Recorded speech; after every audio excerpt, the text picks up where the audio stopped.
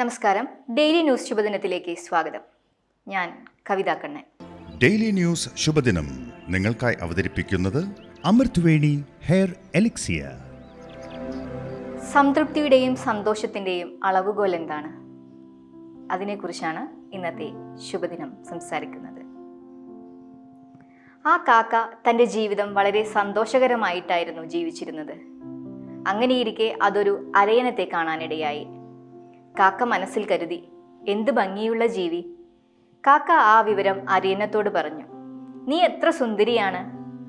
അപ്പോൾ അരയന്നം പറഞ്ഞു, ശരിയാണ്, എൻ്റെ ചിന്തയും അങ്ങനെ തന്നെയായിരുന്നു ഞാൻ തത്തയെ കാണുന്നതുവരെ. കാക്ക തത്തയെ ചെന്ന് കണ്ടു. എന്നിട്ട് പറഞ്ഞു, നീ എത്ര സുന്ദരിയാണ്. അരയന്നവും ഞാനുമൊക്കെ നിന്റെ സൗന്ദര്യത്തിൽ അസൂയപ്പെടുന്നു. തത്ത പറഞ്ഞു, നിങ്ങൾ പറഞ്ഞത് ശരിയാണ്, ഞാനും അങ്ങനെയൊക്കെ തന്നെയാണ് വിചാരിച്ചിരുന്നത്, ഞാൻ മയിലിനെ കാണുന്നതുവരെ. കാക്ക അതുവരെ മയിലിനെ കണ്ടിട്ടുണ്ടായിരുന്നില്ല.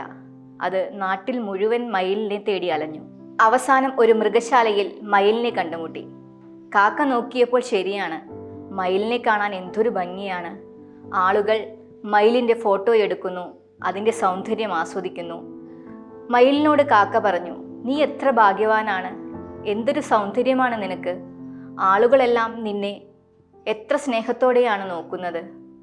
അപ്പോൾ മയിൽ പറഞ്ഞു, നീ പറഞ്ഞത് ശരിയാണ്, എനിക്ക് സൗന്ദര്യമുണ്ട്. പക്ഷേ നീ ഈ മൃഗശാലയിലേക്ക് നോക്കൂ. നിനക്കിവിടെ ധാരാളം പക്ഷികളെ കൂട്ടിൽ കാണാം.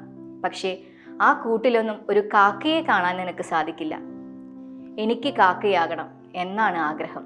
കാരണം എനിക്ക് നിന്നെപ്പോലെ സ്വാതന്ത്ര്യത്തോടെ സഞ്ചരിക്കാമല്ലോ. നമ്മുടെ ജീവിതത്തിലും നമ്മേക്കാൾ സൗഭാഗ്യം കൂടുതലുള്ളവരെയും കുറവുള്ളവരെയും എല്ലാം നാം കണ്ടുമുട്ടിയേക്കാം. പക്ഷേ ഉള്ളത് വെച്ച് ഏറ്റവും സംതൃപ്തനായി ജീവിക്കാൻ സാധിക്കുന്നവനാണ് ഈ ലോകത്ത് സന്തുഷ്ടനും സമ്പന്നനും. നമുക്കും ആ സന്തോഷം കണ്ടെത്താൻ ശ്രമിക്കാം. ശുഭദിനം.